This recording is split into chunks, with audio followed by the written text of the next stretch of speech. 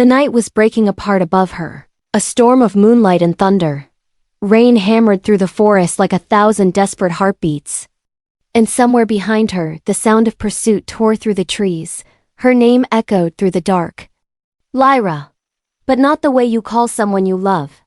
It was the kind of shout that wanted blood. She didn't dare look back. Bare feet slammed against the soaked earth, mud splashing up her legs, hair plastered to her cheeks. Every breath was fire in her chest. The wind cut sharp against her face, carrying the metallic tang of blood, hers and theirs. The scent mixed with wet pine, wild soil, and betrayal.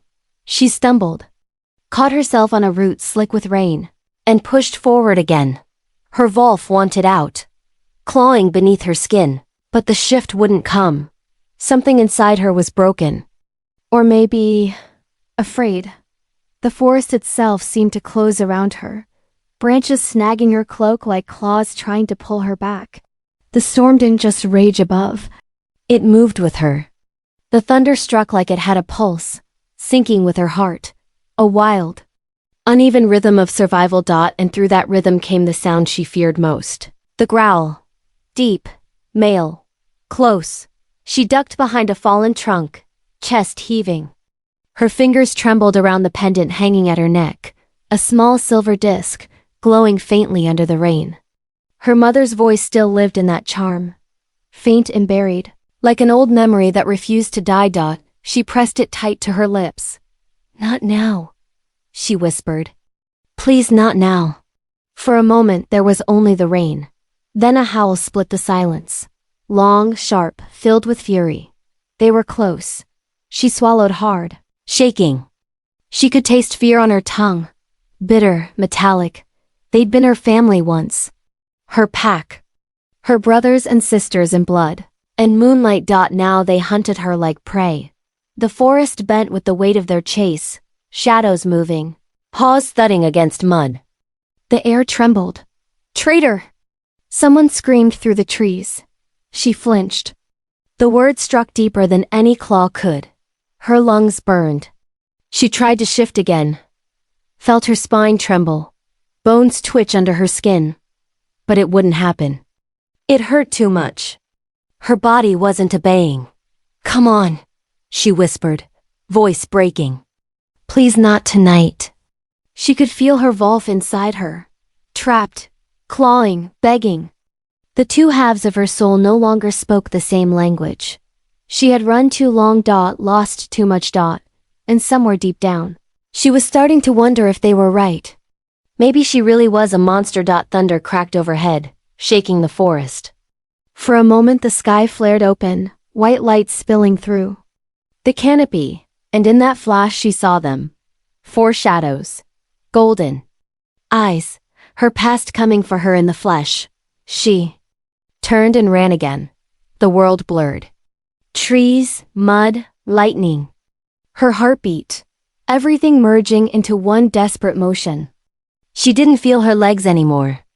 Only the pain in her shoulder where the mark still burned, the mark they'd given her the night they cast her out. The mark of exile. Every breath tore through her ribs like broken glass. Every heartbeat screamed one word, run.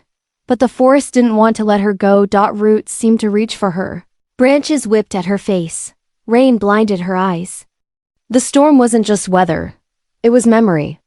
It wanted her to remember every scream, every betrayal. Every time she begged the moon for mercy and got silence in return.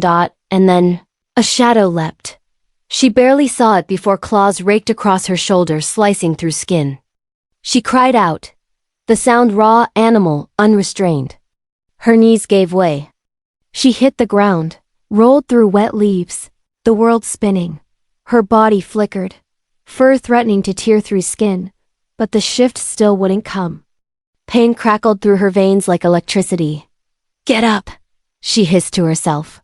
Get up, Lyra. She did. Somehow. Blood ran warm down her arm, mixing with the cold rain. Another growl. Closer now. Her heart went wild, not from fear, but fury. They had taken everything. Her home. Her name. Her place under the moon. And now they wanted her life. She stumbled forward, half limping, half running. Every step felt stolen from the edge of collapse. The thunder rolled again, echoing the storm in her chest. The sky lit up, and for one heartbeat, she saw her reflection in a puddle beneath her. Pale face, wide eyes, silver light pulsing from her pendant. That glow. It was spreading.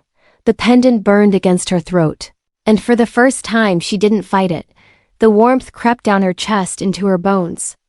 The voice returned, faint, feminine, familiar. You were never meant to die small. She froze. The words felt like sunlight in a place that had forgotten warmth. She looked up. Eyes wide, rain still falling heavy. I'm not. She whispered. Not yet. A shadow darted across her vision. A blur of movement. She dropped just as claws slashed through the air above her head. The sound was sharp, cruel, the language of death. She rolled, grabbed a fallen branch, and swung blindly. It cracked against something solid. A growl answered. The shadow stumbled, and she ran again. Everything hurt. Her shoulder screamed. Her heart ached. But something inside her, that spark her mother had spoken of, refused to go out. The storm screamed with her. For a moment it felt like the world itself was watching, the wind holding its breath. The trees leaning closer, the moon blinking through the clouds. And under that gaze, Lara kept running. Not just from them, but from the version of herself that once begged for permission to live. Lightning lit up the forest. Again. Bright enough to paint her world in silver and shadow. She could see the ridge ahead, the slope that led down to the old riverbank. If she could just reach the water, maybe she could lose them in the current. Her legs burned as she pushed harder, the air tearing through her lungs like knives. Her cloak caught on a branch. She ripped it free. The sound of pursuit grew louder behind her. Claws on stone, snarls in the dark. The edge of the ridge came too fast. She skidded to a stop. Too late. The ground vanished beneath her feet. She fell. Branches tore at her skin as she tumbled down. Body slamming against roots, rock, mud. She hit the bottom hard. The breath knocked from her chest. For a few seconds, everything went black. Then. Rain on her face again, cold, relentless. The world spun. But she was still alive. Somehow she always survived. That was her curse. She dragged herself up, gasping, clothes soaked, fingers clawing at the earth for balance. The sound of wolves echoed above. They'd reached the ridge. They were searching. She crouched low beneath the fallen logs, the ones eaten by moss and time. Her whole body trembled. Every nerve screamed for silence. She held her breath. Listened. The forest had gone still again. Just the drip of rain, the far-off roll of thunder, and the low hum of her heartbeat in her ears. She touched her pendant again. The glow was softer now, like a heartbeat. Her mother's voice came clearer this time. Lyra, remember what you are. Her eyes stung. She wanted to cry, but tears would make noise. And noise meant death. She pressed her forehead to her knees and breathed through the ache. For so long, she'd believed that being born different meant she had to shrink herself to survive, that she had to silence her gift, bury her fire, be smaller, quieter, safer. But look where that had brought her. Running. Bleeding. Hunted. Maybe tonight was the end. Or maybe it was the start of something else. Above her. The thunder rolled again. Deeper now, almost alive. The kind of sound that didn't just shake the air, but the bones beneath it. Something inside her stirred. The pendant flared once more, a soft pulse of silver against the storm-dark night. The ground around her seemed to hum an answer, as if the earth itself remembered her name. She looked up through the branches. The rain had eased, just slightly, and the moon pushed through the clouds, enormous, pale. Watching. It painted her in light. And for the first time in a long time, she didn't look away. She didn't know it yet. But someone else was watching too. Eyes that glowed faintly gold from the shadows. Tracking her every move. A presence, tall, still. Ancient. He didn't move when she stumbled, didn't speak when she whispered. He only watched, silent, calculating. The storm softened around him like it knew better than to touch him, but that was later. For now, Lyra still believed she was alone. She shifted, adjusting her weight to stay hidden. Her wound burned where the claws had torn her shoulder, a mix of blood and rain running down her arm. She tore a strip from her cloak and pressed it to the wound, biting her lip to keep from crying out. Above, the hunters were arguing, voices distant but sharp. She can't be far. Find her before the moon fades. She clenched her fist. If they found her, it wouldn't just be death. They'd make her an example. Traitor. That word again. But what did she betray? A pack that feared her? An alpha who tried to end her the moment she outshone him? Her heart squeezed tight. She wasn't sure if the pain was from the wound or from the memory. The rain slowed. Steam began to rise from the wet ground, curling around her like smoke. Her breathing evened out, though her body still trembled. Somewhere in that stillness, a realization crept in. The storm wasn't punishing her. It was protecting her. Each clap of thunder, each flash of lightning, they'd scared her. Hunters off track. The storm was hers. Maybe it always had been. She tilted her head toward the open sky, lips parting just slightly. The rain was softer now, almost gentle, like fingers tracing her skin. Thank you, she whispered. Not to the moon, not to the gods, but to something inside herself. The pendant glowed once more. Her mother's voice came faint as wind through trees. You were never meant to die small. Lyra closed her eyes. The words wrapped around her like warmth in the cold. Maybe she wasn't meant to die at all. Maybe she was meant to change the way death worked. A howl answered from afar. Not angry this time, warning. She opened her eyes. The forest flickered with movement. Shadows at the edge of vision. But this time she didn't feel fear. Not the same way. She pressed her hand to the ground and rose slowly. The pain in her shoulder was still there, but the bleeding had stopped. Her eyes, though tired, gleamed faintly, catching the same silver light as the pendant.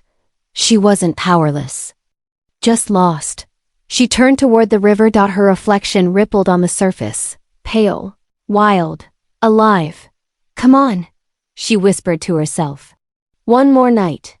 And then she moved silent, careful, melting into the dark. Behind her, the glow of eyes followed for just a moment. A low, almost thoughtful growl rumbled through the rain. The watcher stepped forward, tall and still as carved stone. His gaze trailed the path she'd taken. For the briefest second, lightning carved his face into existence. Strong jaw, scar across one cheek. Eyes like molten gold. Then he was gone. Only the storm remained. If stories like this make your heart race, if you've ever felt hunted, misunderstood, or too powerful for the world to hold, then you belong here. Subscribe to Crimson Moon by Benny. Here, love has claws. And fate? Fate bites back. The forest had gone too still. Even the storm, wild as it was, seemed to hold its breath. Lyra stood by the riverbank, the moonlight slipping through the mist like thin fingers. Her reflection quivered on the surface, half girl, half shadow, neither one fully real. She could feel her pulse in her wounded shoulder, throbbing against the cloth she'd tied there. Her breath came slow, shaky. She was finally alone. Or so she thought. The air changed first. Heavier, denser, charged. Like the forest itself recognized a new presence. A sound followed, faint, deliberate, the weight of boots pressing into soaked earth. Then the smell, not of blood or rain, but something deeper. Cedar, smoke, power. She turned. A figure stood at the edge of the clearing, where the mist touched the trees. Tall, still, watching. Moonlight caught on his skin, pale where it met the rain. But the rest of him was shadow and muscle and silent threat. His eyes burned low and gold, like embers under ash. He didn't move closer, didn't need to. The air already bent around him. Lyra's fingers tightened, around the hilt of her blade. The weapon trembled in her hand, slick with water and blood. But she raised it anyway. Don't, she warned. Though her voice cracked on the word, the stranger tilted his head, studying her, not like prey, but like a puzzle that shouldn't exist. Lightning flashed behind him. For a heartbeat, she saw him clearly. His body was half-shifted, veins dark with power, faint streaks of fur crawling up his forearms, shoulders broad beneath the torn fabric of his shirt. His face was human enough to speak, but his eyes were not. He looked like something caught between worlds, and too comfortable in both. Her pulse stumbled. "Who are you?" He didn't answer right away. His gaze dropped briefly to her wound, then rose again, sharp. "You're hurt," he said softly.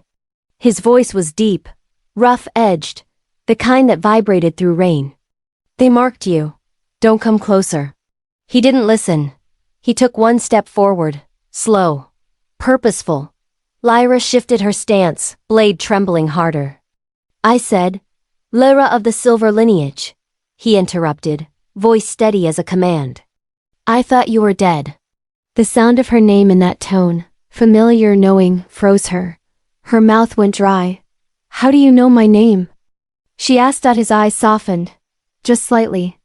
"Because I was there." The words hit her like a blow. Her grip faltered. "You... what?" He took another step. The mist parted around him, revealing more of his face, the sharp line of his jaw, the scar that crossed it. The faint pulse of light beneath his skin where his vulve simmered close to the surface. He looked older than she remembered, but strength like that didn't age. It ripened, and then it hit her.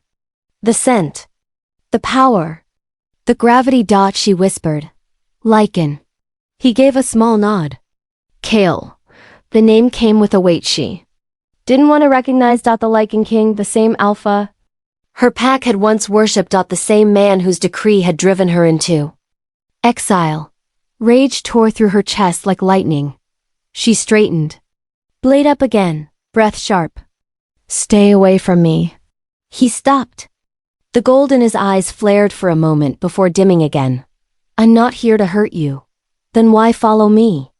"Because," he said quietly, "they would have killed you if I hadn't." Rain fell between them. Slow now, each drop distinct in the silence. Lyra's throat tightened. "And you care since when?" His gaze lingered on her. Calm, unflinching. "Since the night you burned half your pack alive." She flinched as if he'd struck her. "Don't you dare talk about that," she hissed. But he didn't look away. "I was there too, Lyra. I saw what they did before you lost control." "No one saw," she said bitterly. "They only saw the fire. I saw you trying to save that child." Her jaw clenched. The blade lowered just an inch. The memory flooded back. Smoke, screams, her hands glowing with the wrong kind of light, the way the boy had turned to ash in her arms. "Stop," she whispered. "Don't say his name." He didn't. He only stepped closer. The scent of him hit her harder now. Warm, wild, intoxicating. It was the scent of a storm after fire. Dangerous, but clean. "You're bleeding too much," he said. "Don't touch me." He ignored her. His hand lifted, slow, deliberate, palm open. Power thrummed under his skin. Faint, golden, the energy of an alpha who could bend the air itself if he wished. When his hand brushed her arm, she gasped. The heat wasn't pain. It was something older. A current. A recognition. Steam rose where his fingers met her wound. The burning faded, replaced by warmth that spread through her entire body. "Stop," she said again, but softer. He didn't stop. "You're shaking," he murmured, "because you shouldn't be here." His eyes flicked to hers. "And yet I am."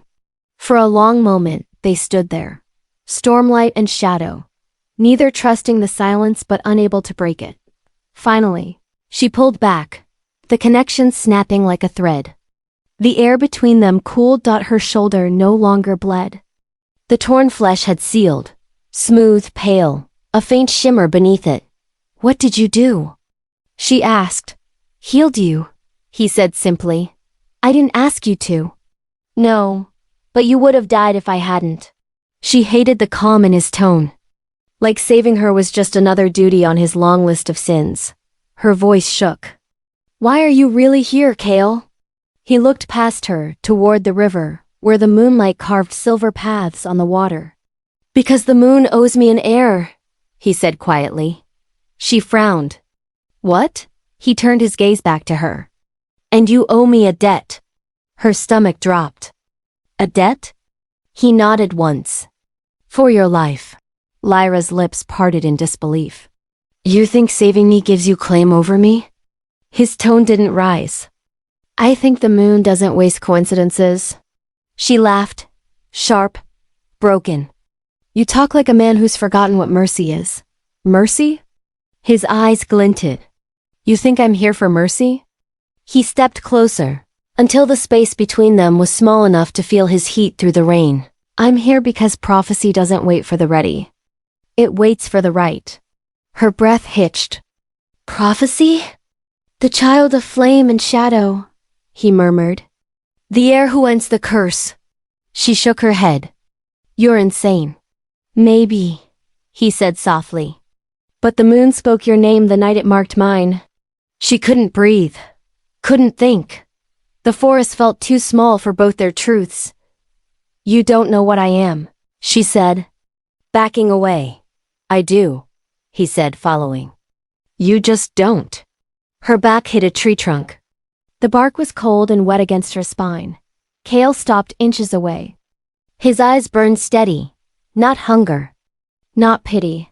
Recognition. He lifted his hand again, this time not to touch, but to trace the air near her face, close enough for the warmth to brush her skin. I can smell the silver in your blood, he said quietly.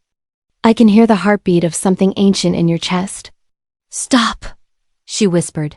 Tell me, he said, voice dropping lower. Does it still burn when you try to heal? Her eyes widened. How do you? I told you, he said, gaze unwavering. I was there. Silence. The kind that swallowed thunder. Lyra's grip on the blade loosened until it fell from her hand, hitting the mud with a dull thud. What do you want from me? She whispered. Kale's voice softened. To end this cycle. To give the moon what it asked for. And what's that? His answer came like a confession. An heir. Her breath caught. You think. I don't think, he said. I know. She shook her head violently. No, you're mad. You think fate can be bargained like blood. He didn't deny it. Fate doesn't bargain. It takes. I'm just offering a gentler hand. Her pulse raced. You're talking about binding me. His eyes lowered to her lips before meeting her gaze again. I'm talking about survival. For you, she spat. For all of us, he said. And for the first time, for you, she spat. For all of us, he spat. For all of us, he said. And for the first time, something cracked in his tone. Not command, but exhaustion. My pack is dying, Lyra. The curse won't break on its own. And you think using me will fix it? He stepped back, rain dripping from his hair. No, I think you are meant to fix it. Lyra's throat tightened. I'm not your savior. I didn't say you were. Then what am I? He studied her quiet. A chance. The word hit deeper than any flattery could. A chance, not destiny, not prophecy, just possibility. She didn't know whether to laugh or cry. Her voice trembled. You have no idea what my power does. I saw what it does. Then you know it kills. I know it saves first, he said, and burns only when you fight it. Lyra turned away, shaking. You don't know what you're asking. I'm asking you to live, he said softly. The words stopped her. She looked over her shoulder, his expression unreadable, but his eyes. They weren't cruel.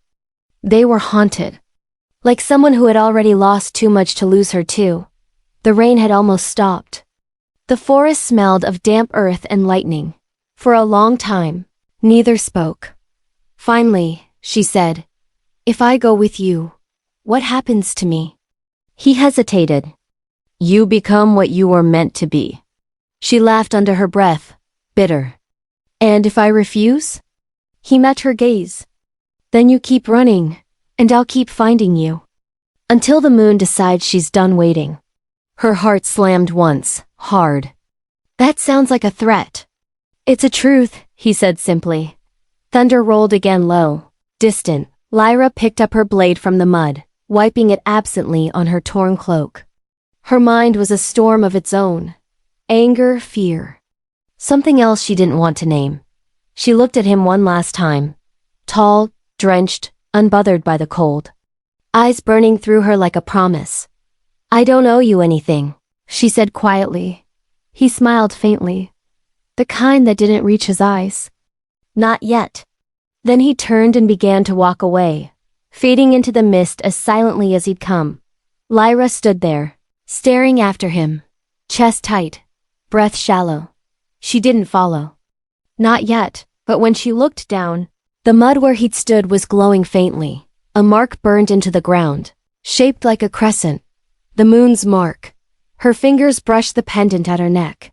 It pulsed once, hard, like a heartbeat answering another. The rain began again, softer this time, almost gentle, and Lyra realized something that made her blood run cold. She hadn't told him her name, and somewhere deep in the forest, the Lycan King smiled to himself, because he knew she would follow. Not tonight, but soon. The woods closed around them like a slow breath held too long. Branches leaned low, heavy with rain. The path was not a path at all.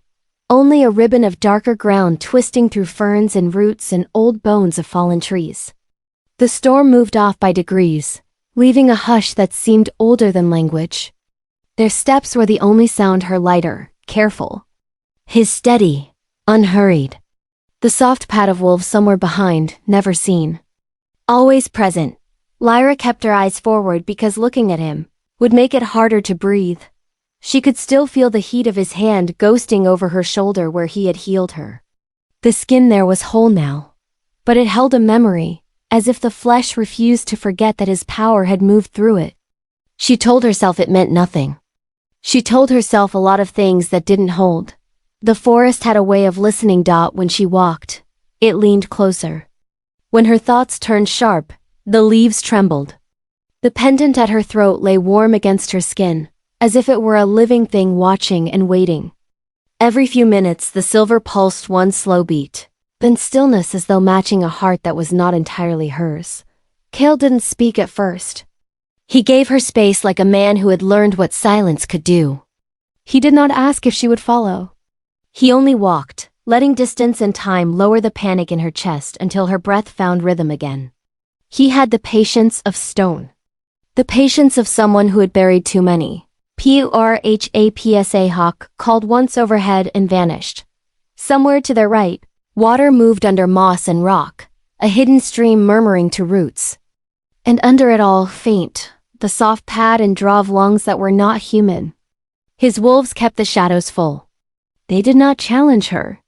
They did not greet her. They existed like a warning. You are seen. Lyra's thoughts kept trying to slide away from the now. They found the edges of night after night that never ended. All the way back to the first day everything broke. She did not want to look at it. She looked anyway, because the truth never stopped by being refused.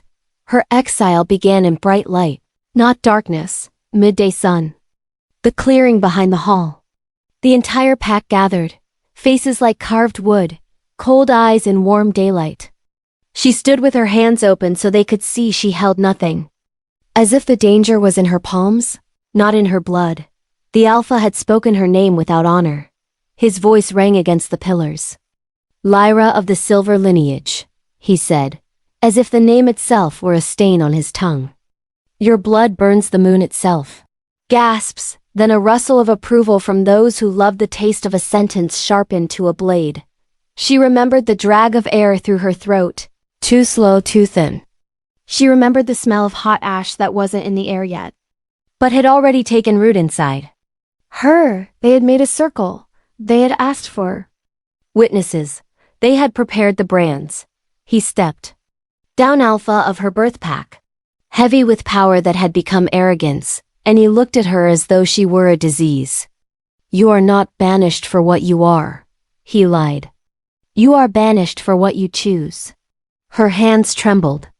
She made them still. "I chose to save him." Mothers turned their faces away.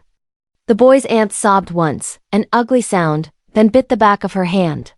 The air tasted like iron. The alpha lifted the brand from the brazier. The symbol glowed the color of a dying sun. "You chose fire," he said. "You chose blasphemy." Lyra remembered the way time broke when iron kissed her skin, the hiss. The smell of burning flesh. The bright explosion inside her skull. The silence afterward that lasted days inside a single breath.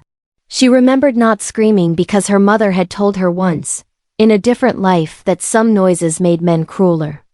She remembered standing on shaking legs while they tied cloth over the wound, not to help her heal, but to keep her from staining the hall. She had walked away, under their eyes. She had kept walking. She had not looked back. Now, in the deep green of the night woods, she touched her shoulder where the brand should have been. The skin there was unmarked. Kale's healing had closed more than flesh, but it hadn't touched the memory. That lived where no hand could reach. "Breathe," he said, not turning his head, not looking at her pain as if it were spectacle. Just a word placed gently in the air between them. An instruction and a mercy. She drew breath and let it out like an apology she could not speak. They climbed a slow rise. The ground grew softer underfoot, thick with needles.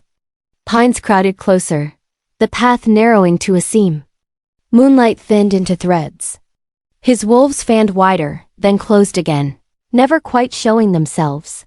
A fox watched from a low stump, tail curled around paws, eyes coin bright.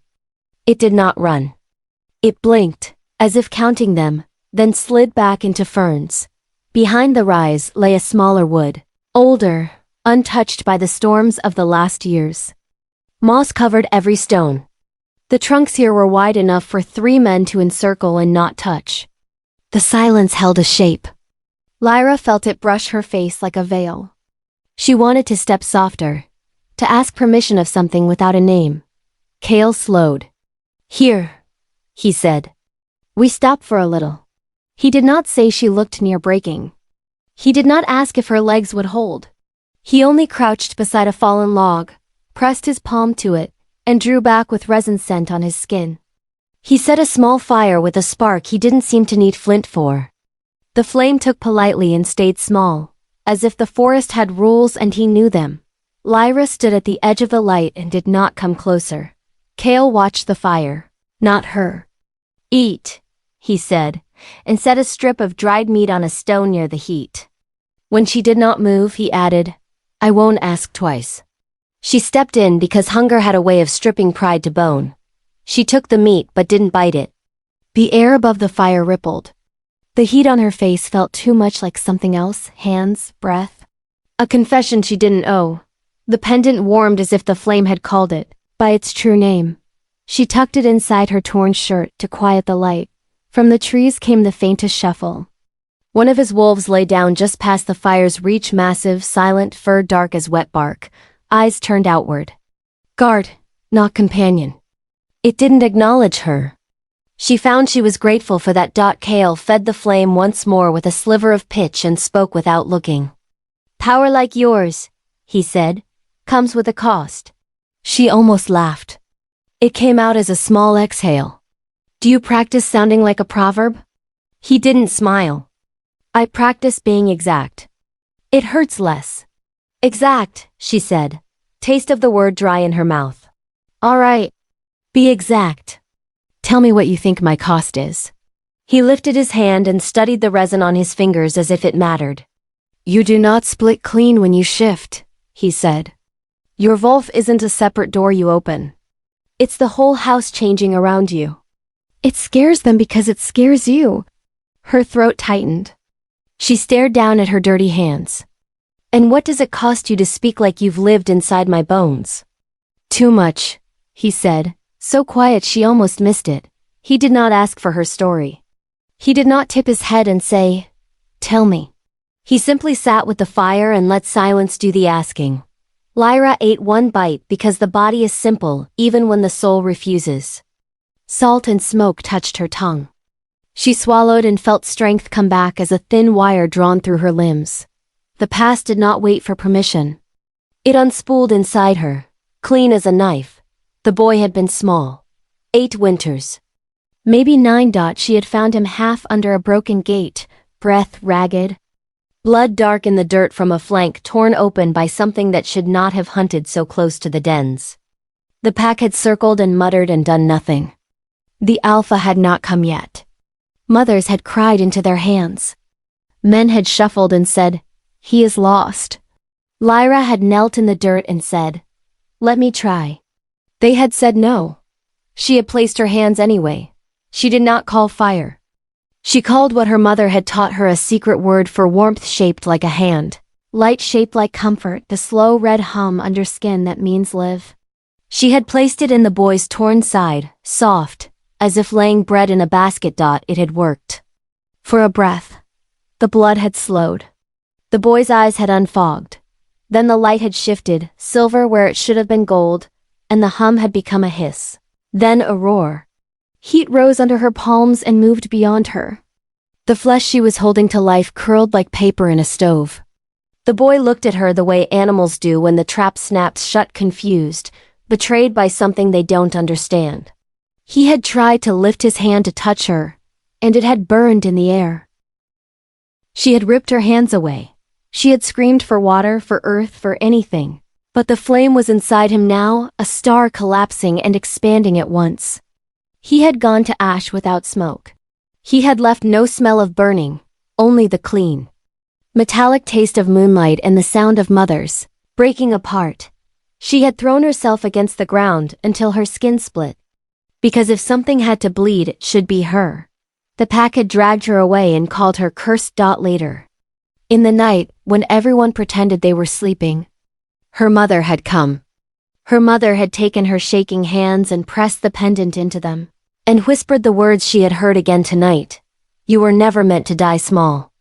Then her mother had kissed her hair like the forest kisses the first snow and gone back into a house she would not leave again. Lyra swallowed against the stone lodged under her tongue. She did not realize.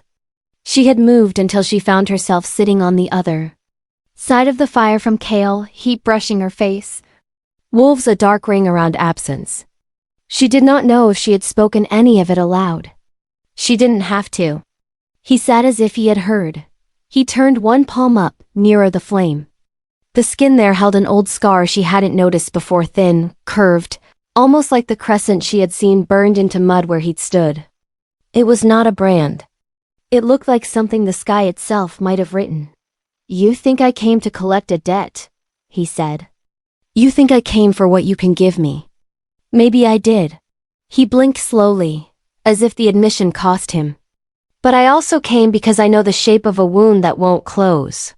She stared at his hand, at the quiet way he spoke, and wanted to hate him for making the words soft. Soft was dangerous. Soft made her forget. "Do not pity me," she said. "I don't," he said, without heat. "Pity is cheap. I pay in facts."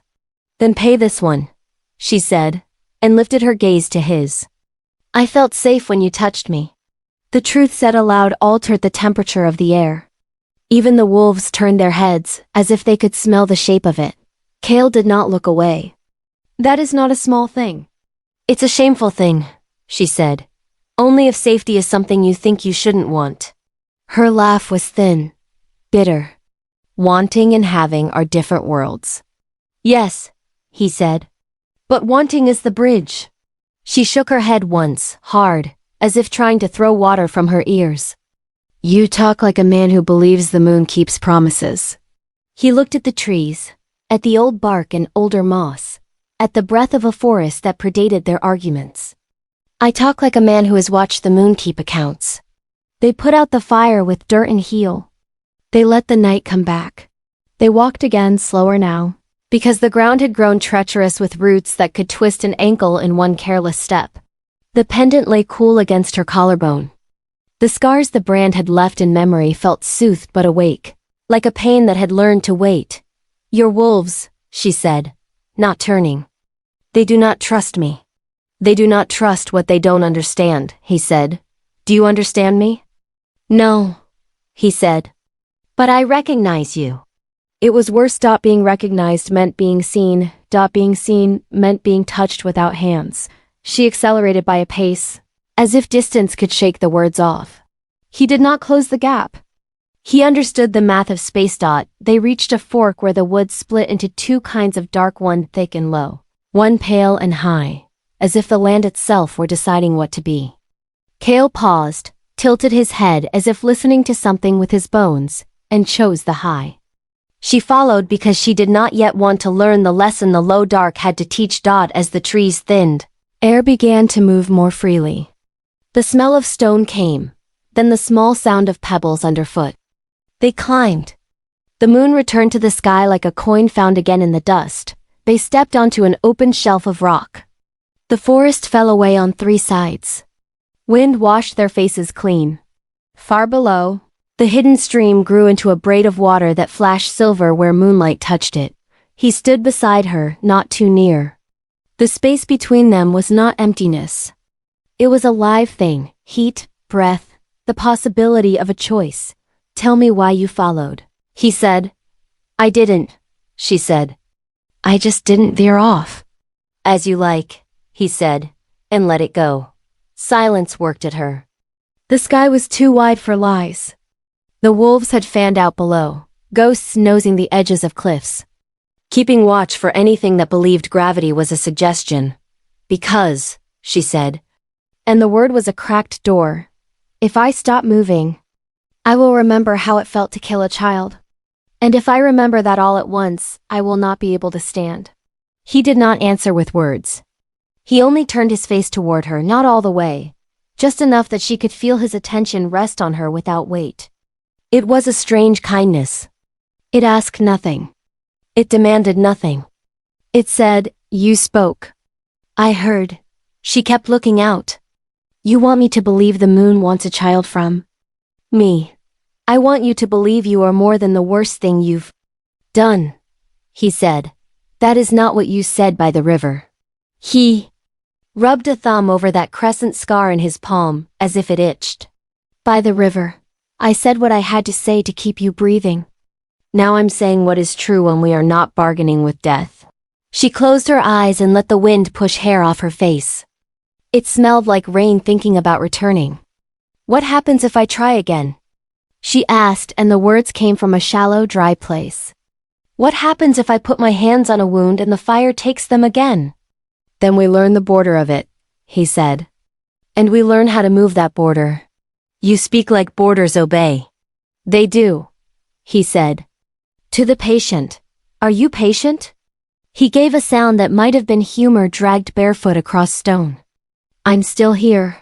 They stood there a long time without clocks. When they moved again, it was down from the shelf, along the spine of the ridge, into a grove where stones rose in a loose, old circle. Time changed here. The air had a weight. She felt it settle on her shoulders and almost sink her to her knees. Kale stopped at the edge of the circle, as a man at the threshold of someone else's home. He did not enter. He gestured with his chin toward the center. Do you feel it? He asked. She did. The ground hummed softly, a note too low to hear with ears. The hum resonated in her bones. Her pendant warmed as if it had been called by its true title. What is this place? She asked. Where my mother learned not to beg, he said. Where she learned to ask. Lyra stepped into the circle, and the hum rose an inch. Her skin tightened. Her teeth ached. The old stones were laced with threads of metal that caught the moon and threw it back in thin, shining lines. Her breath deepened on its own. What am I supposed to do? She asked. Stand, he said. She stood. She let the ground speak to her blood. She let the blood answer. And then the past moved again. Quick, uninvited, another room, another night. Her mother's voice, the last time it sounded strong.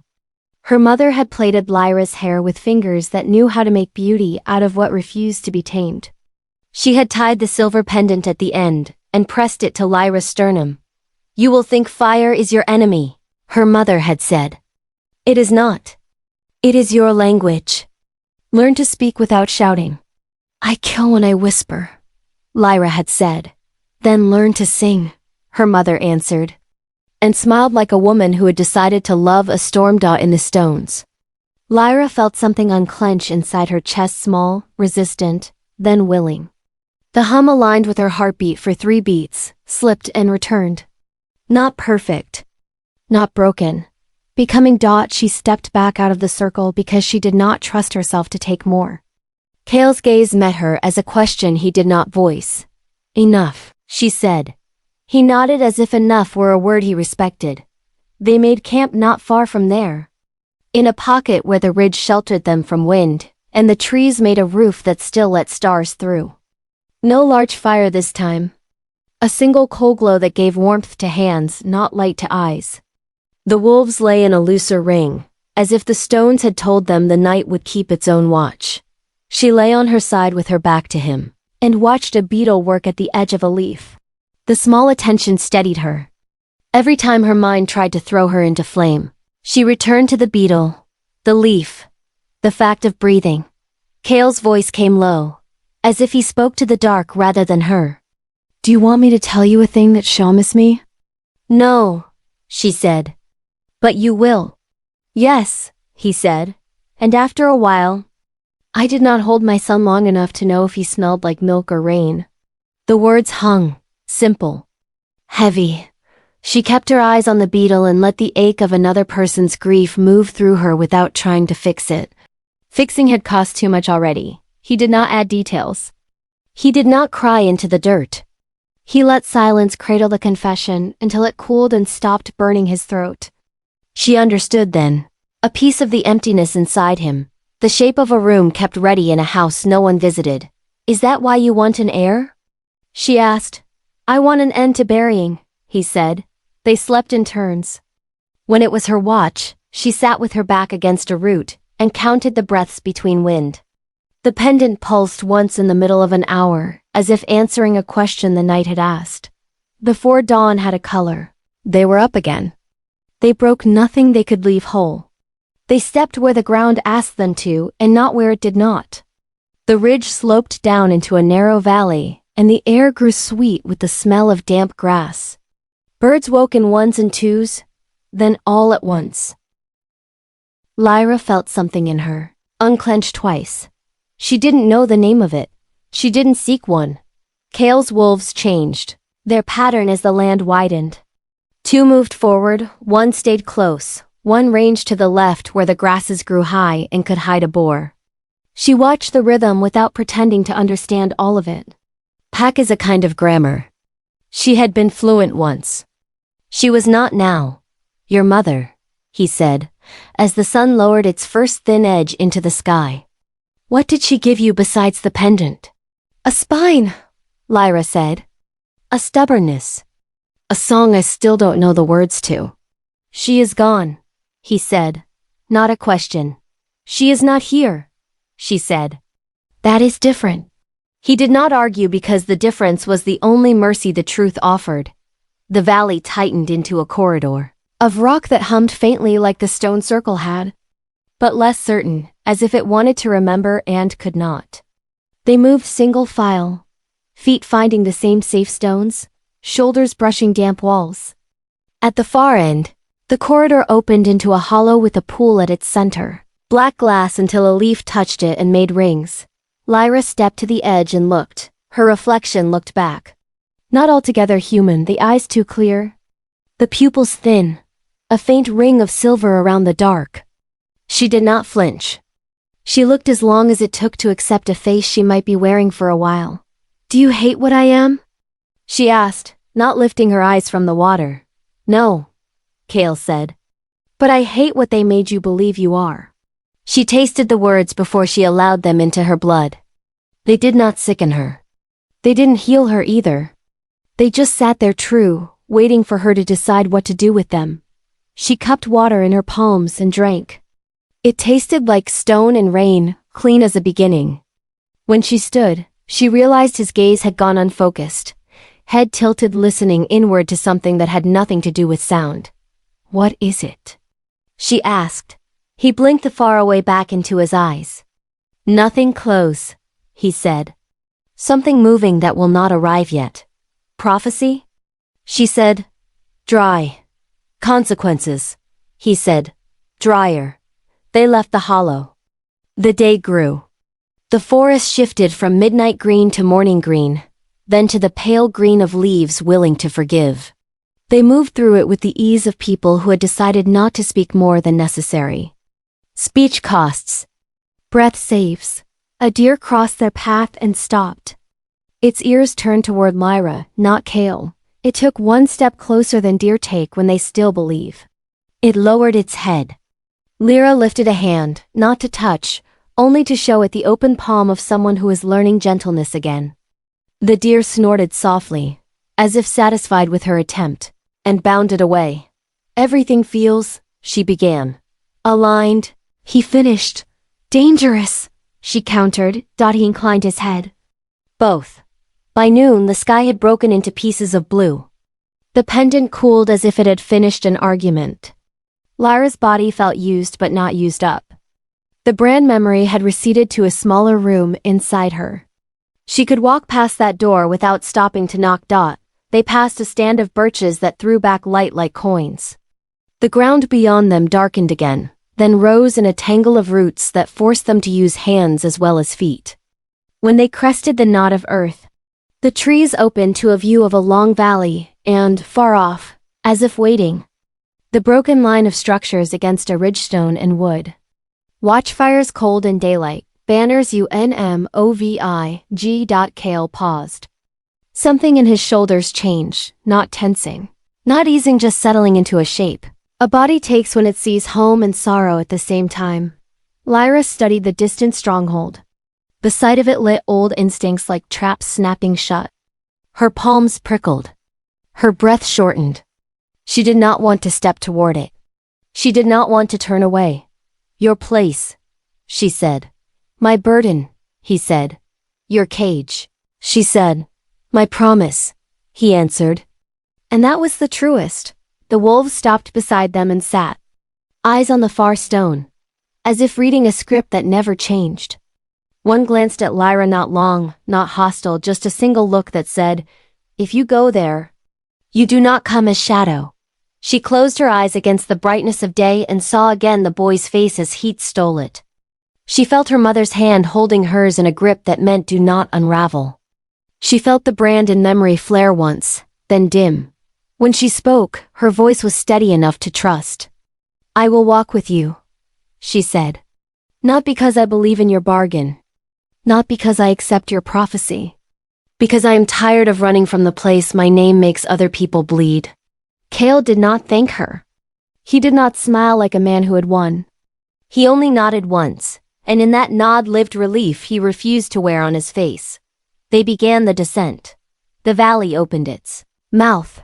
The air shifted, carrying smells that belonged to many bodies: metal, leather, old smoke, fear stored in stone. As they walked, his wolves rearranged themselves, falling into a formation that said, "We carry something breakable now. Make room." Lyra hated that the thought included herself. She did not argue with the truth of it. The stronghold drew closer. Time tightened. The hum she had felt in the stone circle flickered behind her sternum and steadied there, a small, persistent star. She touched the pendant once and felt no heat at all, only weight. "Lyra," Kale said. Just her name. A warning and a greeting and a boundary. "I know," she said. "I stay behind your left shoulder. I do not speak unless asked. I do not lift a hand unless you tell me." His mouth tilted, not quite a smile. "I would never ask you not to lift your hands." "Then give me different rules," she said. "Rule 1, he said, eyes forward. "Believe that no one in those walls understands what you are. Not even me." She nodded. "And Rule 2, decide tonight if you want to teach them," he said, and the shape of the day changed under her feet. They kept walking. The banners on the ridge finally stirred, as if the wind had remembered its job. Somewhere below, a bell sounded a single note, repeated twice, carrying across the valley like a pulse. Lyra breathed in, out, in. She made each breath a promise to herself. I will not shrink. I will not burn because I am afraid to glow. If I burn, let it be because the world needs the light. She hated that she felt safe near him. She hated it, and she held it like a coal she could not throw away, because safety, even borrowed, even risky, is something a body remembers when the night comes on. The road turned to stone. Prints of hoof and paw and boot had pressed themselves into the dried edges from older rains. The wolves' shadows stretched long. Tails made a shape that looked like a crown and a wound. Behind the walls, voices moved like bees in a hive that has learned Wardot in front of them. The gate waited with its mouth closed and its teeth hidden. Lyra did not slow. Kale did not either. They walked toward what would hurt next. They walked because running had carved a hole that nothing could fill. They walked because sometimes the only way to live with a story is to tell it where it happened. The ridge narrowed to a spine of stone, and the wind changed, cooler, cleaner, threaded with a metallic taste that felt like the edge of a blade pressed to the tongue. The trees drew back as if keeping their distance from something older than roots. Ahead, the mountain opened her mouth in a crescent, and there it was, Moon's Hollow. Silverstone lay bare in the high rock, worn smooth by centuries of hands and prayers. The entrance was not a door so much as a wound that had healed without closing. Glyphs drifted along the arch like pale embers, dim at first, then brightening as Lyra stepped near. The glow recognized her before she recognized herself. She paused at the threshold. The air inside felt heavier, not with dust, but with attention. Every small sound, the breath through her teeth, the soft click of grit under her heel landed and stayed. As if the cave collected things no one else could carry. Kale did not touch her back or urge her forward. He waited with the restraint of a man who had learned that urging breaks what needs to bend itself. His wolves sat on the stone shelf outside, heads lowered, eyes turned away. Even their power knew to be humble here. Lyra crossed into the hollow. Cold slid up her calves and settled in her spine. The passage curved left, then right, then widened without warning into a room that did not belong to the mountain at all. The ceiling arched like a sky captured in stone. Silver veins laced the walls in patterns that felt like maps of veins under skin. At the center, a shallow basin held water blacker than night, unbroken, mirror still. The glyphs brightened until the walls breathed. Each sign hovered on the edge of meaning, more sensation than Werewolf. Moon, womb, fire, oath rising and sinking.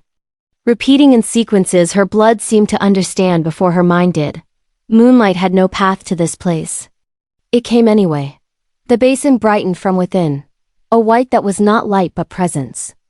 It reached her face and touched her eyes like cool fingers. She exhaled before she knew she had been holding her breath. The glow lifted and spread thin through the air, then gathered itself and took shape. A wolf stood in the center of the chamber, not quite there and more than there. Her coat shone like a winter river under starlight. Each hair seemed woven from the same silver that lived in the rock. Her eyes were not eyes but moons reflected in water. She did not move her paws and yet she advanced, crossing distance without walking, closing the space the way night closes day. Lyra's knees wanted to fold. She locked them by will. The pendant at her throat pulsed once, hard enough to ache.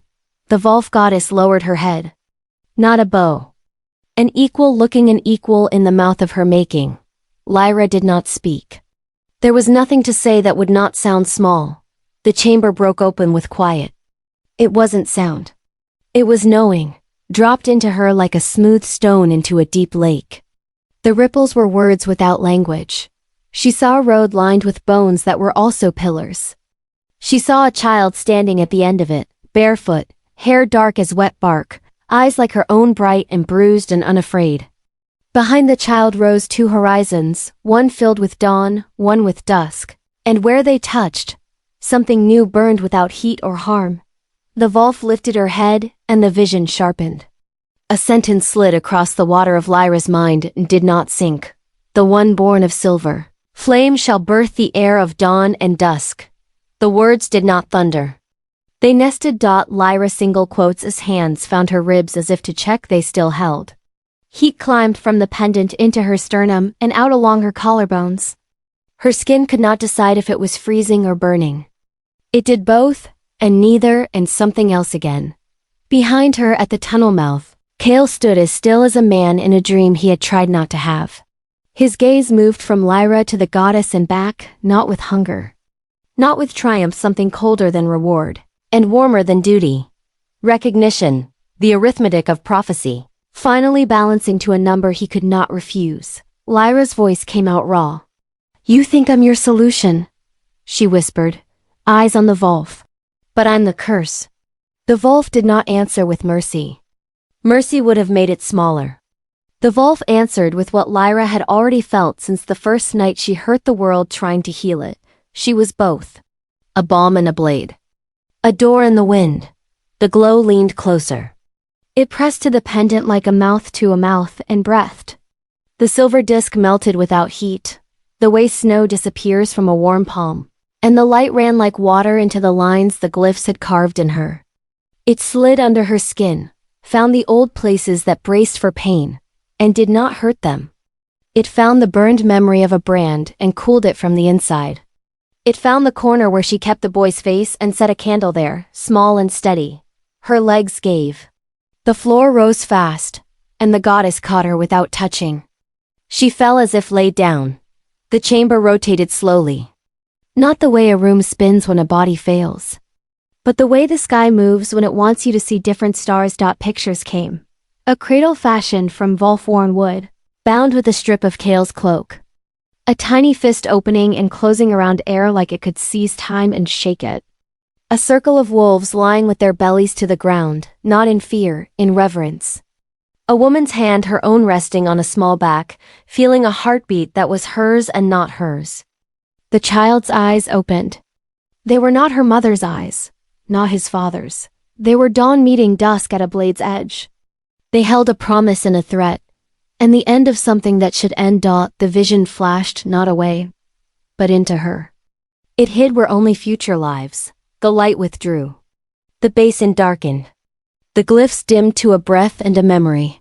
Lyra came back to herself, with stone cold at her palms, and the taste of silver on her tongue. She turned her head and found Cale's shadow kneeling into the edge of light. He had not crossed the line where the chamber said no.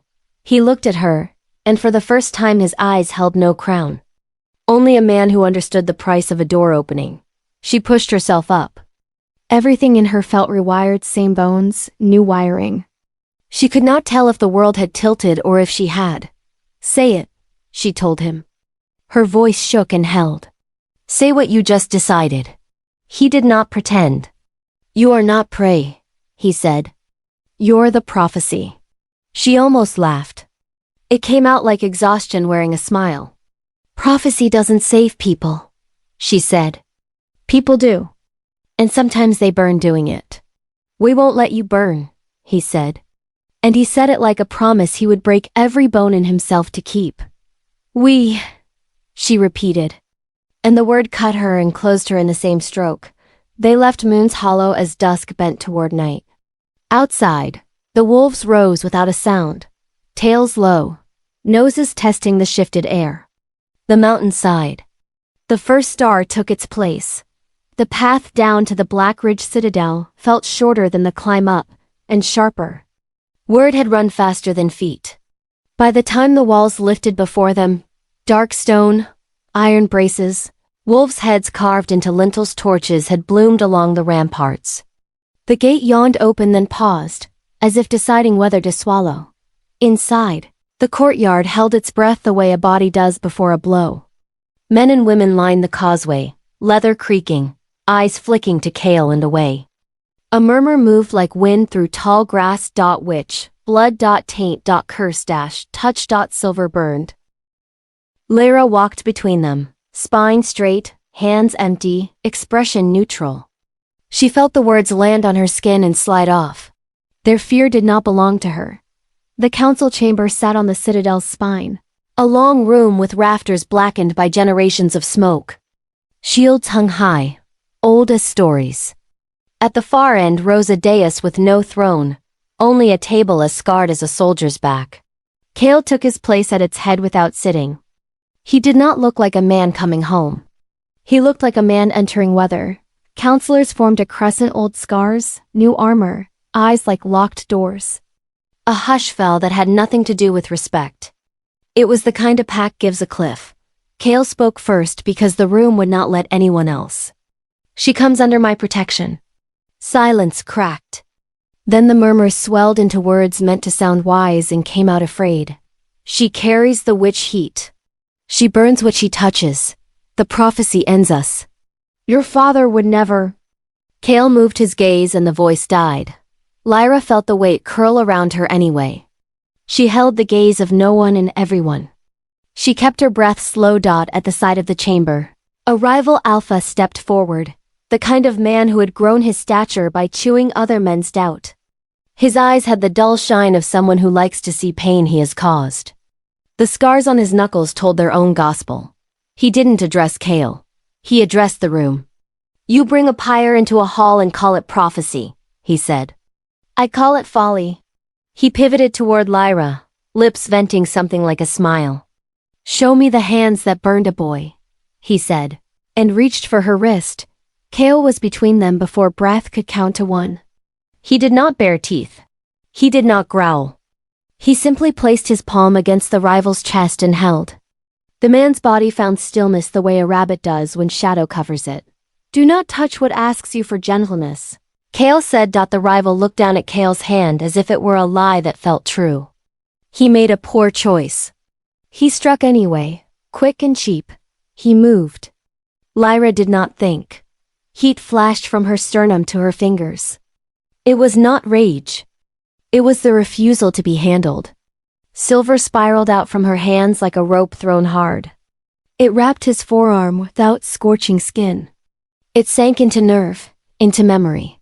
He cried out not from pain, from recognition of something he had never met in himself.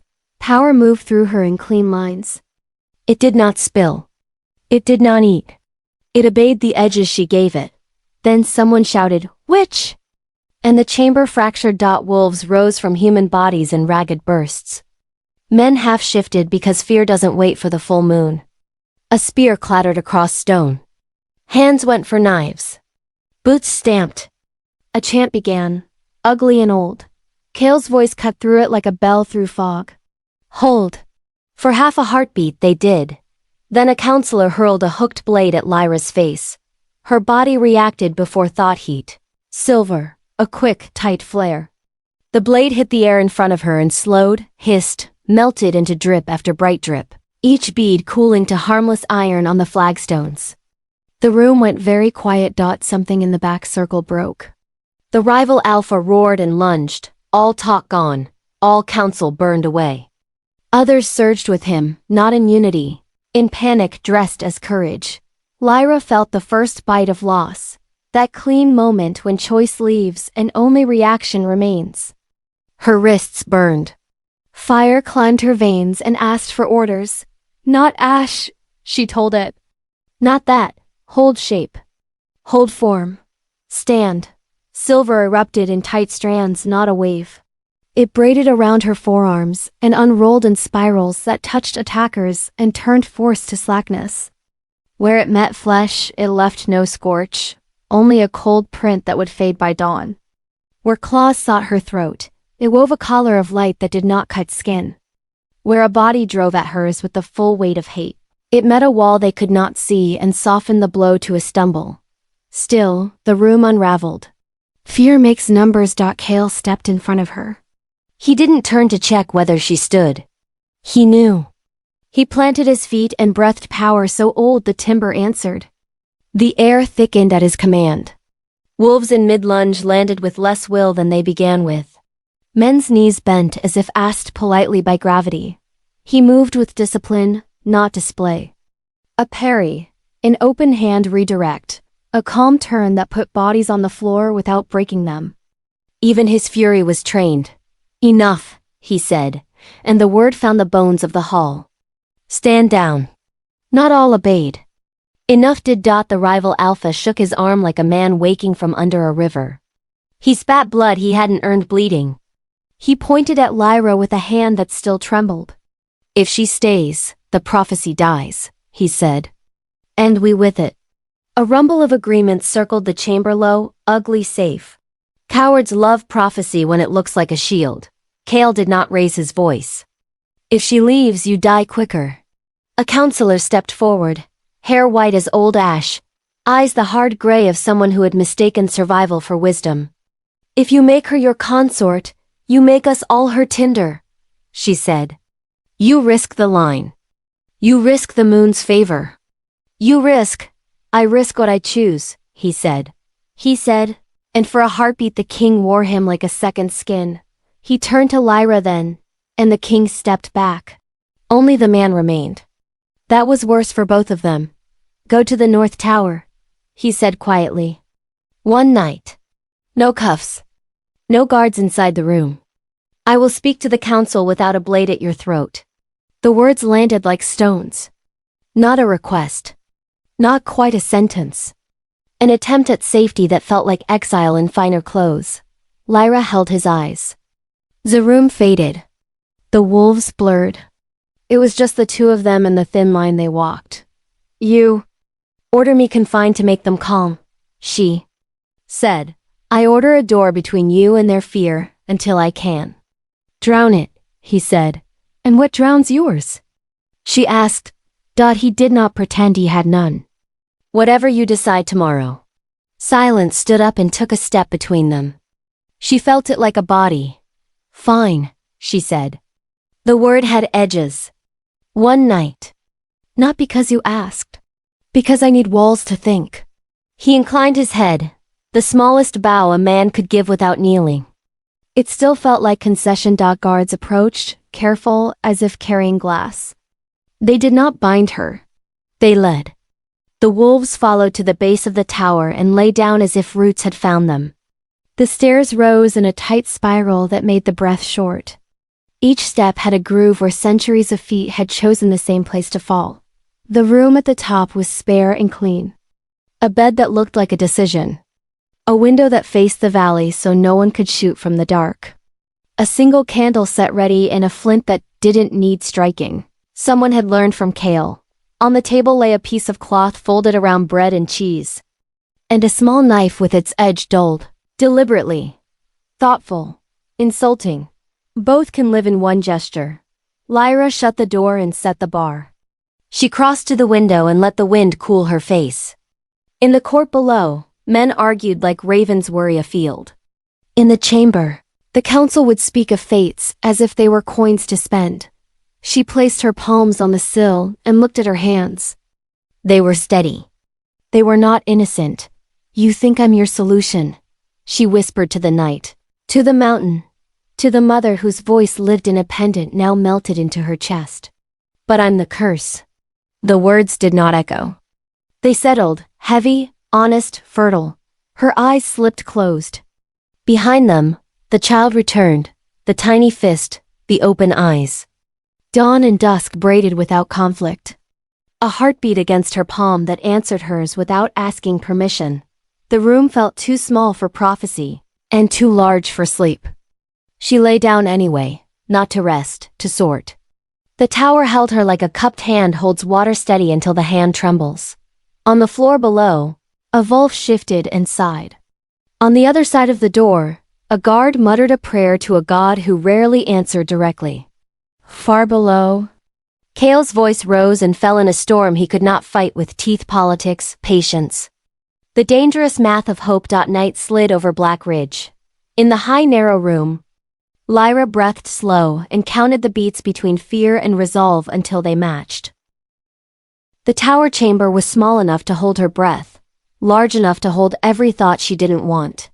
The candle had burned down to a shallow pool of gold that barely touched the walls. Beyond the slit window, the night stretched black and endless. The kind of night that made even the moon hide her face. Lyra sat with her back against the cold stone, knees drawn up, eyes on nothing. Footsteps came softly up the stairs, measured, deliberate. No armor, no escort. She didn't move.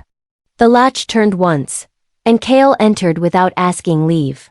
He filled the doorway in that quiet, immovable way of his. Strength with its breath held. "You should rest," he said. "I am," she answered. Her voice was steady, almost kind. It was the steadiness of someone past exhaustion. Kale crossed the room and stopped a few paces from her. The fire he had built in the small hearth leaned toward him as if curious. He carried no crown, no command, only the weight of what the day had taken from both of them. "They'll tear each other apart before dawn," she said. "And you'll let them." "I'll let them talk," he said. "Talking tires them faster than fighting." She looked at him then, properly looked at the shadow under his eyes, the line his mouth made when he bit back the thing he should say. "And you? Do you tire?" He didn't answer right away. He lowered himself to sit on the floor opposite her, the fire between them, so that light divided the air instead of rank. "I tire," he said at last. "But I do not stop." The flames caught on the edge of his shirt where it hung open at the throat. The scar there, faint, curved, a crescent she had seen on his palm, caught the glow. She tilted her head. "That mark," she said. "It's not from battle." He glanced down, thumb brushing it unconsciously. "No, it's older than any battle I fought." He let the silence stretch until she thought he'd leave it there. Then quietly, "Every child born to my line dies before the first moon. Sons, daughters, all. The goddess called it balance. I call it cruelty. We call it a curse, but it's older than words." Lyra felt the air move through her in small, unsteady motions. "You've had children?" His jaw tightened. "I held one long enough to hear him breathe. That was enough to know I would never hold him again." The fire cracked, throwing sparks. He didn't flinch. "You think an heir will save you from that," she said. "I think an heir born of the flame might live through it," he replied. Lyra's laugh was dry. "So I'm not just prophecy. I'm an experiment." "No." He leaned forward, elbows on his knees. "You're the first thing that's made the curse listen." Her hand went to her throat before she could stop it, feeling the faint ridge where the pendant had melted into her skin. "And if your curse kills me too?" His gaze lifted. "Then I join it." That stopped her. For a breath, she couldn't tell if he meant it as promise or punishment. "You don't mean that." "I mean, I'm done watching people I could have saved die because I waited for proof," he said. "I will not wait for proof again." The words came low, dangerous, but not to her. They were dangerous to the walls that had kept him king. The space between them thinned. The fire's reflection moved over her face, soft and restless, catching in her eyes. She spoke before the warmth in her chest could harden into fear. "My mother died by my hand," she said.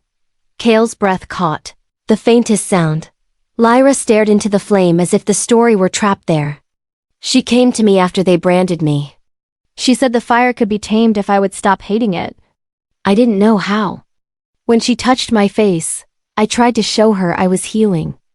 I tried to give her light. It went wrong." Her voice thinned to a whisper.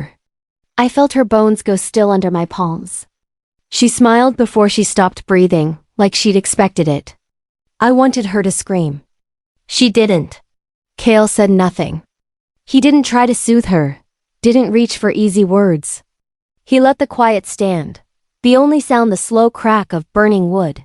She looked up then, eyes rimmed with light.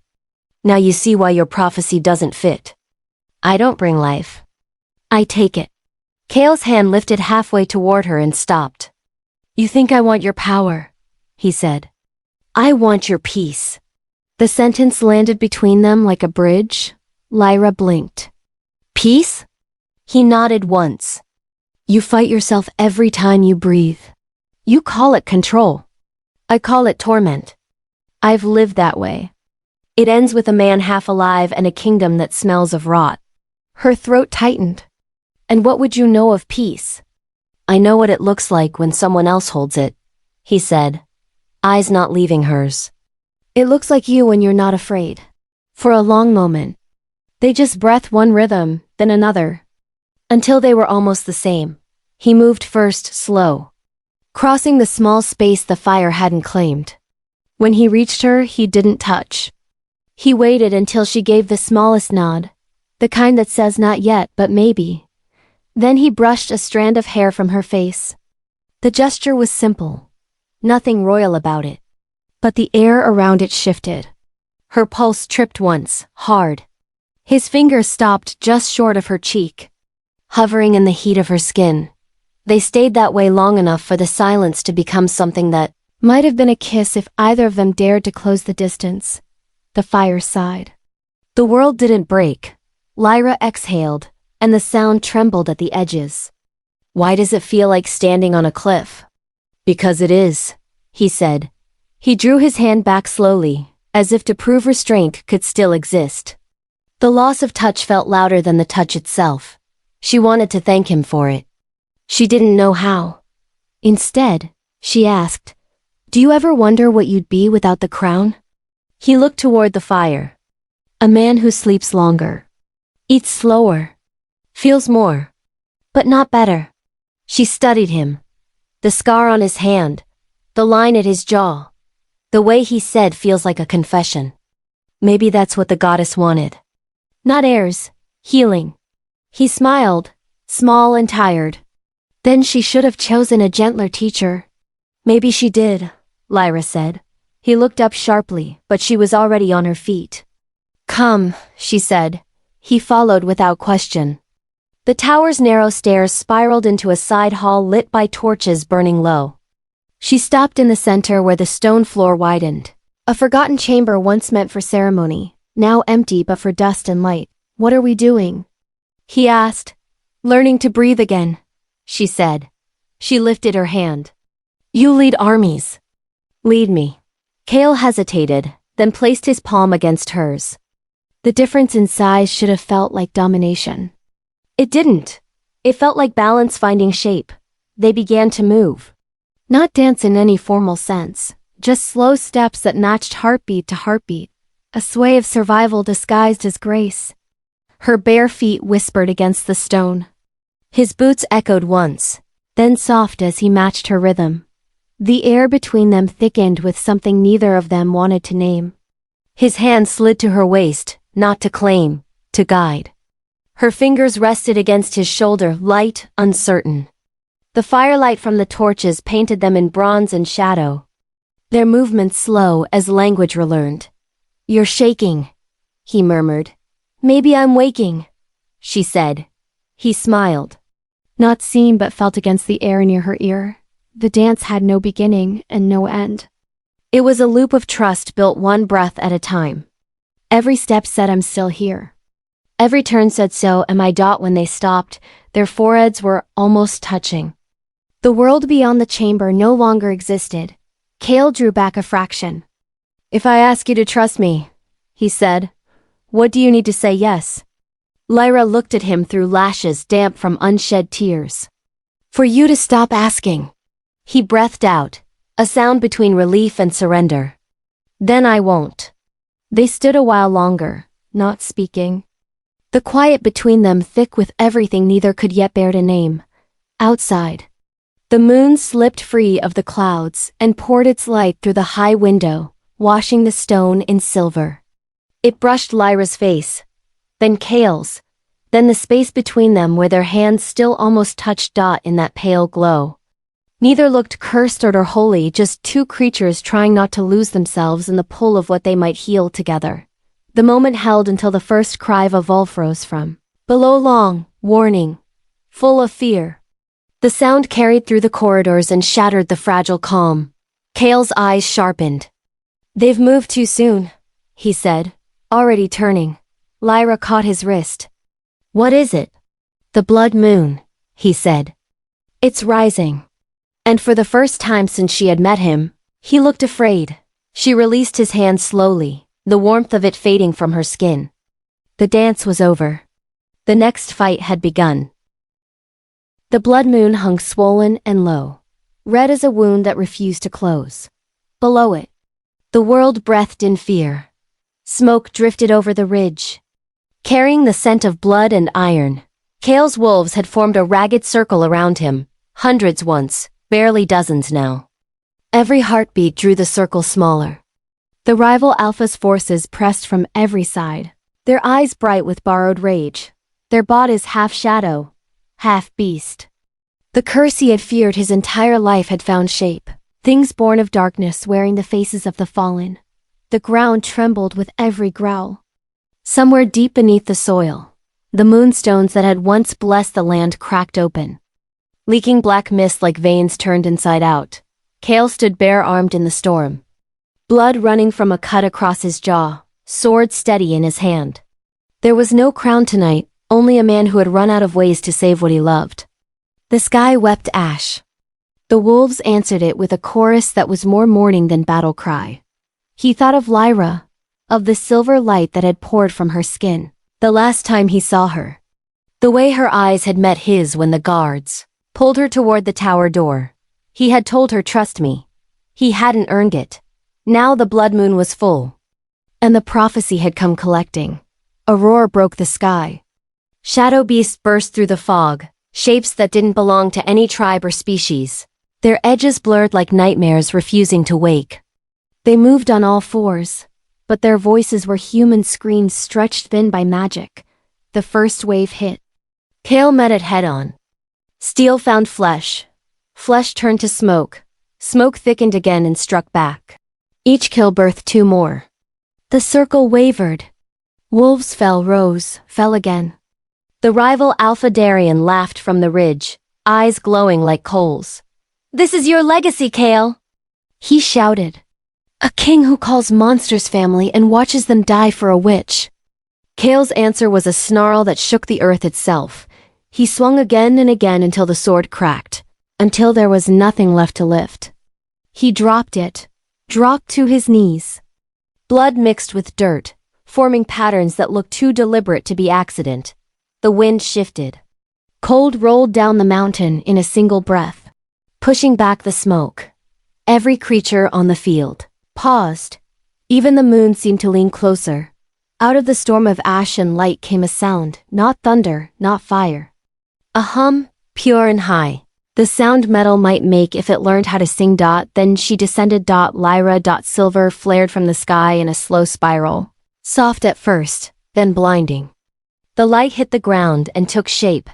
Half woman, half wolf. Her body haloed in flame that didn't burn, only illuminated. Her hair floated like smoke in reverse, her eyes two mirrors holding the entire moon. The ground under her bare feet shimmered to glass. Kale tried to stand. His legs obeyed for one step, then stopped on their own, as if reverence had muscle. The wolves that still lived dropped to their bellies, ears flat, tails curled inward. The shadow beasts shrank from the light, hissing, their black edges unraveling. She looked at Kale first. Not accusation, not forgiveness, recognition. Then she looked beyond him. To Darien. When she spoke, her voice was not her own. It carried an echo older than language. The heir will not be born of fear. The words rippled across the battlefield like wind over water. The shadow beast screamed once and froze. Darien staggered back, eyes wide. "Blasphemy," he hissed. "The goddess herself forsook you." Lyra turned her gaze on him, and the air between them turned to light. The goddess never left. She waited. The silver flame climbed her arms, veins of brightness weaving through muscle and bone. She lifted both hands, palms outward. The ground responded. From every moonstone shard rose threads of silver that reached toward her like desperate prayers. She drew them in, one by one, until her body blazed like the heart of a star. Kale could hardly breathe. He took a step closer, the light washing over his skin, healing wounds as it passed. When he reached her, he dropped to one knee, not as king, not as warrior. As a man who had finally remembered what faith felt like. "Lyra," he whispered. "If you are the curse, then let me be the damned beside you." She looked down at him, eyes soft for the first time. "Stand," she said, her own voice returning beneath the divine one. I don't need a kneeling king. I need someone who'll face the dark with me. He rose. The silver burned against his chest where her power touched his. And for a moment he thought he saw his curse peel away from him in thin black threads, curling into the air and vanishing. Darien roared, calling the remainder of his forces.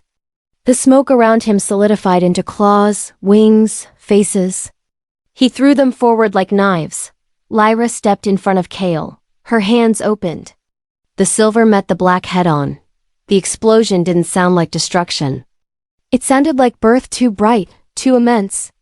The ground cracked in spirals beneath them.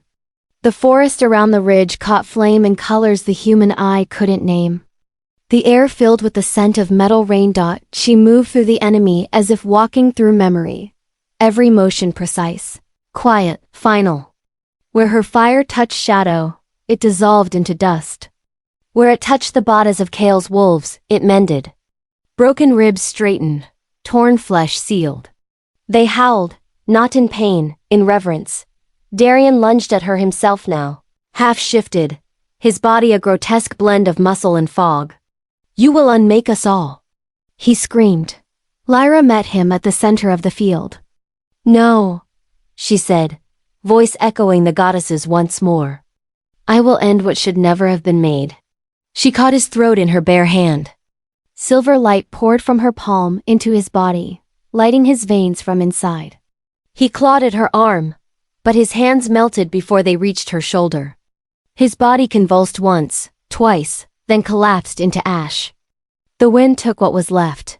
The silence that followed was enormous. Only the blood moon remained, pulsing above them like a second heart. Kale turned to her. It's done, he said, but she shook her head. Not yet. Her light flickered, shifting from silver to white. The pendant's shape reappeared against her chest, liquid and glowing. It beat once. Twice. The goddess's voice came again, softer now, fading. Power unbalanced birth's ruin. Power accepted birth's life. Lyra looked down at her hands.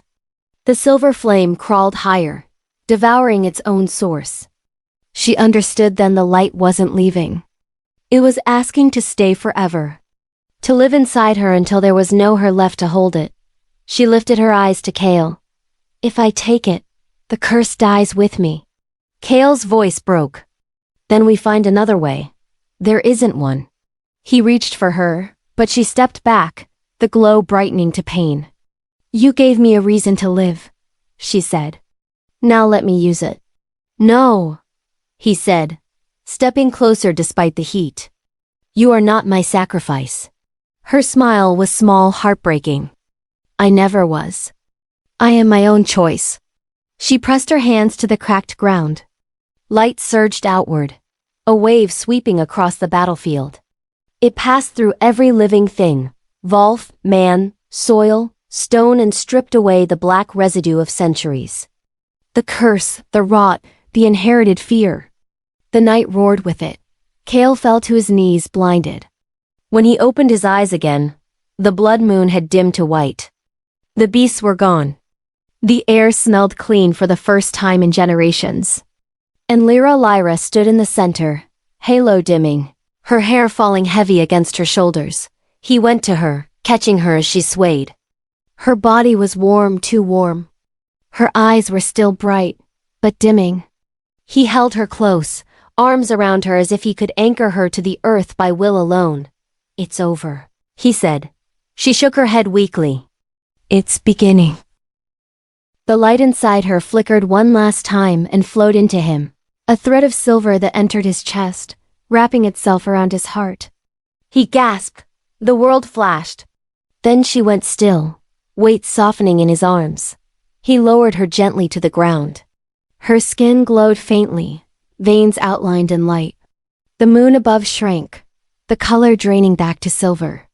The goddess's voice came one final time, a whisper through the wind. Balance restored. Kale bowed his head over her body. His shoulders shook once, twice, and then were still. Around him, wolves gathered, silent. They lowered their heads to the dirt. He looked at her face, peaceful now. The edges of her lips curved in something like relief. He brushed his thumb over her cheek. You were never my curse, he whispered. You were my cure. He lifted her, careful as if the world might break under the weight. The field stretched quiet around them, wet with moonlight. Every step he took left silver footprints that faded behind him at the ruins of the old altar. He laid her down, the place where prophecy had first named her. The stones that once bled black now shimmered clean, each groove filled with pale fire. He placed her hands across her chest, the way the goddess had stood, palms open. Ready, Lyra, he said. If there's a world after this one, may it be kinder. The wind answered with a low sigh. He stayed beside her until the wolves began to move again, until the sounds of rebuilding replaced mourning. When the first light of dawn crept over the horizon, he looked up, expecting emptiness. Instead, the sky burned pale gold. The moon was still visible, fading into day, and for a heartbeat, he saw a figure within it, a woman standing where the silver met the sun, watching. Then it was gone. He gathered her once more and carried her toward the citadel gates. Every step slower than the last. Dawn. The battlefield quiet. The ash cooled to powder. Kale reached the altar ruins again, laid Lyra upon the stone that still shimmered with the echo of her light.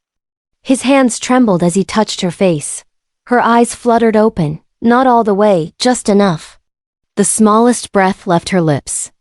Kale, she whispered, voice thin as smoke. I'm here. If I die. Her fingers found his wrist. Let the next dawn carry our child. His heart lurched. You can't. But she was already gone again, not in pain, just in release. Her hand slipped away, falling softly against her chest. He stayed crouched beside her until the wolves began to howl the long, rising song of mourning and rebirth. Would you have chosen her or feared her too? Was she a curse or the cure the world needed? If this story lit something inside you, if you've ever felt the pull of power you didn't ask for, or love that cost more than it gave, then you belong with us. Subscribe to Crimson Moon by Benny, because here we tell tales that burn, love that bleeds, and destinies that howl under the moon. A wind stirs the ashes. Gentle, somewhere far beyond Kale's grief. Another voice rides that wind, soft, curious. Young, she is not the only one. A faint answering cry follows a howl, smaller, higher pitched, echoing through the new morning. Down in the dirt where Lyra's body had lain, a shard of silver stirs. It beats once, like a heart remembering its work.